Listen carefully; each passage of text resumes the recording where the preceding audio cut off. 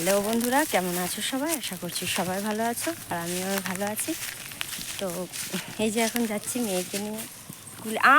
শোনা, স্কুলে যাচ্ছি। সকালবেলা সমস্ত কাজকর্ম সব সারা হয়ে গেছে। যাবো আজকে একটু বাপের বাড়ি।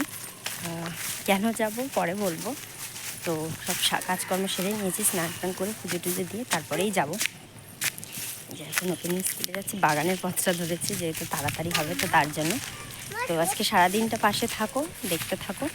আর আমার ভিডিওগুলো যদি ভালো লাগে তাহলে অবশ্যই একটু লাইক করে সাবস্ক্রাইব করে পাশে থাকো। Thank you.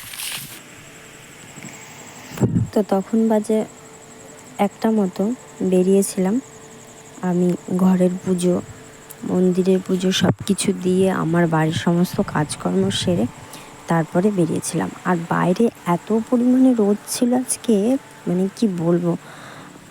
আমি ছাতা নিয়ে এমনিতেই সাইকেল চালাতে পারি না, তো তার জন্য ছাতা নিয়ে নিইনি, এমনিই যাচ্ছিলাম। আর আমার বাড়ি থেকে বাপের বাড়ি বেশি একটা দূর না, মাত্র 5 মিনিটের রাস্তা। তো ওর জন্য মানে আর ছাতা টাতা নিইনি। তো এই যে দেখো পৌঁছেও গেছি। আর মা বাবা বাড়িতে নেই, ওরা পুরী বেড়াতে গেছে, তো তার জন্য আমি বাড়িতে একটু দেখতে এসেছিলাম। বাড়িতে কেউ ছিল না বলে, তো ভাবলাম এসেছি যখন একটু পুজোটা দিয়েই যায়। দুপুরবেলা ছিল, গাছে সেরকম ফুল টুল ছিল না, তো যে কটা পেয়েছিলাম সে কটাই তুলেছিলাম। ঠাকুরের বাসন টাসন সব মাজা হয়ে গিয়েছিল, মেজে তারপরে এই ফুলটা তুলতে এসেছি। এসে দেখি কয়েকটা ফুল আছে। আর আমাদের গাছে না বেশ কয়েকটা আম হয়েছে।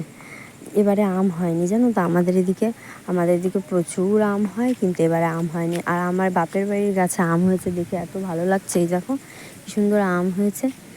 তো আমরা মানে এর আগের দিন এসেই দেখেছি, তো আজকেও মানে এসে দেখলাম। অ্যাকচুয়ালি এইসবের জন্যই আসা, মানে বাড়িতে বেশ কয়েকটা ভাড়াটে আছে, তো তো মানে সব কিছু মিলিয়ে মিশিয়ে আর কি দেখতে আসা, যে কোনো অসুবিধা টসুবিধা বাড়িতে, যেহেতু ফাঁকা বাড়ি, কোনো অসুবিধা যাতে না হয় তার জন্যই আসা। তো এমনি ভাড়াটেগুলো ভালোই আছে, এমনি অসুবিধা হয় না। দেখো আমগুলো কি সুন্দর বড় বড় হয়েছে। এবারে ষষ্ঠী হতে হতে আমগুলো পেকে যাবে, তো তখন আর কি খাওয়া হবে। আর এই যে বাড়িটা দেখছো, এই বাড়িটা আমাদের। আর এই পাশের এই যে সাদা এখন রং করা বাড়িটা দেখছো, মানে রং হয়নি, মানে বাইরে দিয়ে চুন হয়েছে, ওটা হচ্ছে আমাদের নতুন করা হয়েছে, তো ভাড়া দেওয়ার জন্য। আর ওই যে সামনাসামনি সবই আমাদের, ওগুলো সবই ভাড়া দেওয়ার জন্য করা হয়েছে। আর এই পাশের দিকটায় মানে আমার বাবা মারা থাকে। আর এই যে গাছগাছালি যা দেখছো সবই আমাদের। তো যাই হোক, ফুলগুলো তুলে নিয়েছে, কটা ফুল হয়েছিল, তো এই কটাই তুলে নিলাম। আর এখন যাব ঠাকুর ঘরে নেতা দেবো, একটু মুছে টুছে নেব, ঠাকুর ঘরটা মুছে টুছে নিয়ে তারপরে পুজোটা দিতে বসবো। যেহেতু মানে মানে সকালবেলার দিকটায় মা যখন বাড়িতে থাকে তখন একবারে ঘরটা ঝাড়টা দিয়ে মুছে টুছে দিই, মানে রেখে ঠাকুর বাসন টাসন মেজে তারপরে মানে রেখে দেয় এভাবে করে। আসলে কি বলো তো, বাড়িতে আসলে না মানে ছোটোবেলার সমস্ত কিছু স্মৃতি এত মনে পড়ে যে কি বলবো। এই জিনিসটায় হাত দিলে মনে হয় ছোটোবেলায় এটা মানে ছিল, ওটা ছিল, এই করতাম ওই করতাম, এই সমস্ত করতে করতেই না কখন যেন সময় কেটে যায়। আর আমার বাড়িতে গিয়ে না সেরকম একটা থাকা হয় না জানো তো। যেহেতু আমার স্বামী অসুস্থ, আর 6 বছর হলো অসুস্থ। আমার মেয়ে হওয়ার কদিন পরেও অ্যাক্সিডেন্ট করেছিল, মানে একদিন পরে, তো এখনও অসুস্থ আছে। আগের থেকে ভালো আছে, কিন্তু অসুস্থ আছে এখনও, পায়ে প্লাস্টার করা আছে। তো তার জন্য না বাড়িতে গিয়ে সেরকম একটা থাকা হয় না। এখন দেখা যাক কী হয়। এই সোমবার হসপিটালে যাবে, গিয়ে ডাক্তার কি বলে, আশা করি ভালো হয়ে যাবে। আর 6টা বছর অসুস্থ, তো সেই জন্য আর সেরকমভাবে থাকা হয় না বাপের বাড়ি এসে। আর যে ওই 80 টুকটাক কাছাকাছি, তো এসেই চলে যায়। এই আমার মানে ঠেকা বেঠাকা যে এই যে মা বাবাকে দেখতে আসতে পারে, এটাই আমার কাছে মানে পরম শান্তি, বুঝেছো। বাবা মা আমার যেহেতু কোনো ভাই নেই, বাবা মায় দেখার কেউ নেই, আমি আর আমার বোন, তো আসি যখন অসুবিধা হয় তখনই আমি চলে আসি আগে। আমি মানে চলে আসার চেষ্টা করি, এটাই হচ্ছে ব্যাপার। তো এদিকে পুজো টুজো দিয়ে নিচ্ছি। আর এই যে আমি হাত দিয়ে ঠাকুরকে ফুলটা দিচ্ছি, এটা কিন্তু আমার বাঁ হাত নয়, আমার ডান হাত। কিন্তু ভিডিও দেখার সময় তোমরা কিন্তু ভেবো না যে আমি বাঁ হাতে ফুল দিচ্ছি, অ্যাকচুয়ালি এটা ডান হাতই।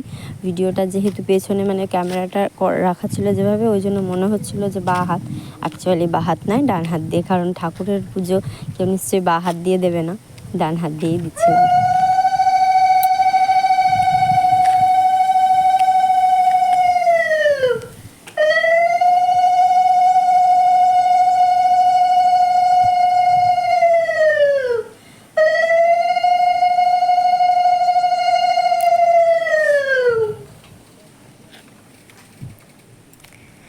তো আমার পুজো টুজো দেওয়া কমপ্লিট হয়ে গেল। তো এখন যাব তোমাদেরকে একটা জিনিস দেখাতে, চলো তোমাদেরকে দেখাই। তোমরা কি কেউ চেনো এই গাছটা আর এই ফলটা, মানে কি নাম তোমরা কি কেউ বলতে পারবে যে এই গাছটা আর এই ফলটার নাম কি? গ্রামের এদিকে হয় বেশিরভাগ। দেখো কেউ কি চিনতে পারো? আর এটা কি করে খেতে হয়? তাহলে যদি জেনে থাকো অবশ্যই কমেন্টে জানিও। দেখো এটা কিন্তু পেকে একদম লাল হয়ে যায়। এখন মানে ভেতরে বীজও আছে, লেবুর যেরকম বীজ হয় এরও এরকম বীজ আছে। খেতে কিন্তু টক হয়, এটাও বলে দিলাম তোমাদেরকে, খেতে টক হয়। কিসের সাথে খায় আর ফলটার নাম কি তোমরা যদি কেউ জেনে থাকো অবশ্যই আমাকে জানিও। তো আজকের ব্লগটা এই পর্যন্তই। তোমাদের যদি ভিডিওটি ভালো লাগে তাহলে অবশ্যই লাইক করো, চ্যানেলটাকে সাবস্ক্রাইব করে পাশে থেকো। টাটা।